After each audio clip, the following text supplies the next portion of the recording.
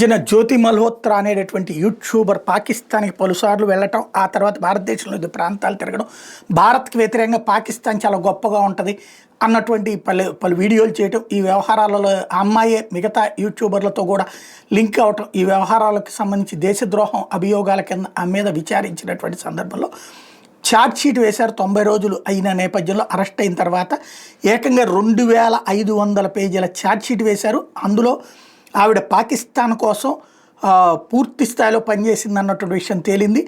మల్హోత్రా అక్కడ ISI వాళ్ళ గైడెన్స్లో ఇండియాలో వ్యవహరిస్తోంది.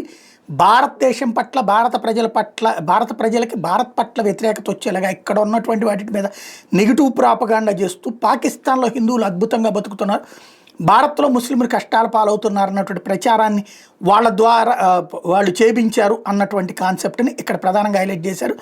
జర్నలిజం కాదు అమ్మాయి, కేవలం ఒక అందాన్ని చూపెడుతూ తిరిగేటటువంటిది. జర్నలిజం అనే ముసుగు తొడిగి ఆమె తిరిగింది అన్నటువంటి విషయాన్ని తేల్చారు.